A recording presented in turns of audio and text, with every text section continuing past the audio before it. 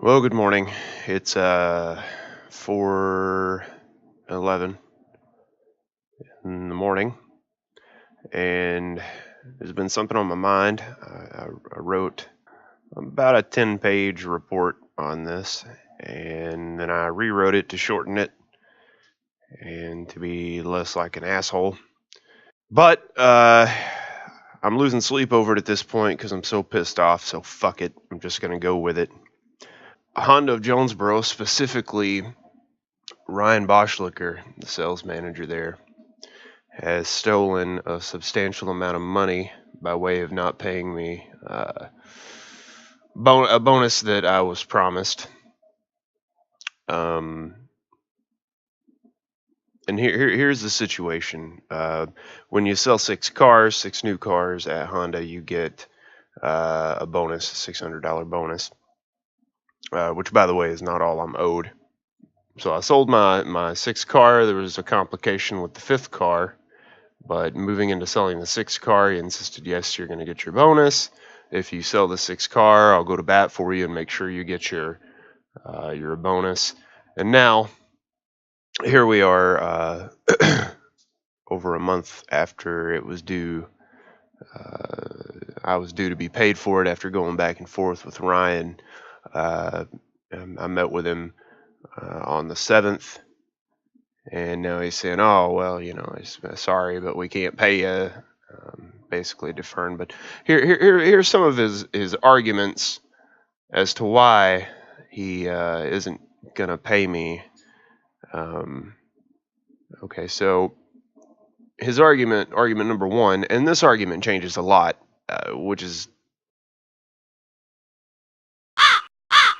So here's argument number one. He says, although I promised that you'd get this money, I didn't know that customer would be in after Monday, and the situation there is the system for billing out customers basically was down, which is no fault of my own, which is why he promised in the first place to allow this customer to come in after the first and bill out on the vehicle. So he says, I didn't know that the customer wouldn't be in after Monday. It's bullshit. We discussed it before he left. That was the whole reason that he made the promise to me. The customer lives, pretty far off. So the issue was, we discussed that they weren't going to be able to come back in. That was the entire reason of the discussion, and the entire reason that this was brought about was, he promised that if I went ahead and stayed motivated and got that sixth car out for the month, that it would be fine for the customer to come back the following week. Second argument, customer came back on the 2nd, but the whole check didn't get transferred until the 5th or 6th. But that's not my fault! And when you make a verbal contract with somebody, you can't add stipulations in, once it's said and done. Because at Honda of Jonesboro, we care about money. People. We're now a month after I was supposed to be paid for it. I still haven't been paid. Because apparently some people watch The Lord of the Rings and find themselves most identifying with the character of Schmeagol. Dude is just so unmotivated to get me my... Yeah, of course we're not going to pay. What do you want from me? Surely you had known before now. Like, how did this decision just come about that I'm not getting paid all of it? How does that take a month to figure out, Ryan? Okay. So... I think what's going on here, and you kind of have to know a little bit about the car business, and I'm not going to go into too much of it. I will make follow-up videos, I think, because I'm so pissed off at the car business in general, just the psychology of it. I think what's happened is that Ryan knew that it wasn't going to happen, or just ignored it. He knew that it wasn't going to happen, and, not wanting to discuss it, basically. That doesn't make it any better. You definitely don't want to let it fester. If you put your head under the covers and If you can't see the ghost can't see you. Oh, but you're wrong. His third argument said, oh, well, it's really not our decision. It's a decision of the home office. So I'm having this conversation with him at Honda of Jonesboro because I just went up there, because I'm fucking frustrated that here it is a month later, I still don't have any answers. So I go up and I'm having this conversation with him, and he's giving me all these excuses, and the excuses are money, and they're going back and forth. Money. He's trying to defer his responsibility on what he personally promised. And he says, oh, well, it's really not our decision. It's a decision of home office. Then why are you disallowing me to speak with someone at home office? Money! It makes no sense. If you're not the shot caller, then let me talk to someone that calls the shots and explain the situation. Because you know what? Could it be possible maybe that there is no mystery decision maker? To see the wizard. This is my inclination. This is one of two of my inclinations. Could it be possible that you never spoke to anyone at home office at all? I don't know, because I can't verify that, because when I ask Steve, the new general manager there, who is a huge, really nice guy, he interrupts me several times in our conversation while I'm trying to explain it. All right, so one of two possibilities. Ryan, is it possible that you never spoke to this mysterious home office person at all? No. Or maybe that No, that's... you didn't want to talk to this home person because you didn't want egg on your face. No. Is it possible that maybe you didn't want someone to know that, hey, I promised this guy that he was going to get his bonus? That's way off base. And then I fucked up.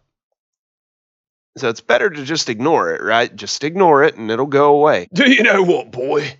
I work at a car dealership, and that gives me permission to do whatever I want. We live in a society now where basically you can do whatever the fuck whenever I want. The money. This is my overall without fear of consequence. And so Ryan, when you stated that I would get my bonus, there were no other stipulations. It wasn't you'll get your bonus if you can put my cane up your ass. It was just, if you sell the 6th car, I will make sure you get your bonus.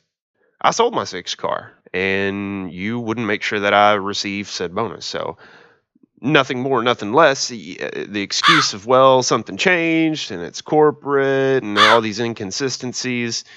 That's what things like laws are for. So, for example, stealing from a market it's illegal, right? Doesn't matter the situation. If you're hungry and you steal from a market, that doesn't make it legal. Okay, the fact that something changed in the interim doesn't change the contents of the original agreement.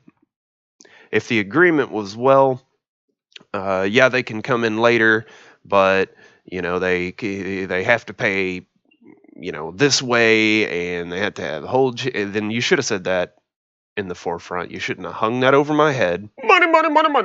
And used it to motivate me to sell a car to make you money. That's bad business. Money. The fact that something changes in the interim, that doesn't change the contents of the original agreement. Okay, if that were the case, any agreement or contract would just by nature be absurd. It would make no sense to agree to anything in the first place. Because if that's how society is going to operate, then, hell, I could say, I'll pay you $850 rent each month. And then you come to collect rent, and I say, well, I didn't know that the weather was going to be so cold in November this year, so my bill's a little bit high. I can really only pay you $600.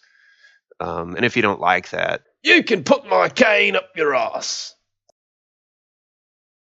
The right thing to do. Well, the truth is, I'm not worried about what Ryan or Steve do. The only thing that these people understand is money, and it wouldn't matter if they did pay me. That's a drop in the bucket for them. I could go get an attorney, which would cost me lots of money. The point is, it's not about what Ryan or Steve or Honda of Jonesboro do. It's about what we do collectively as people, as human beings. How do we stand against a system that's corrupt?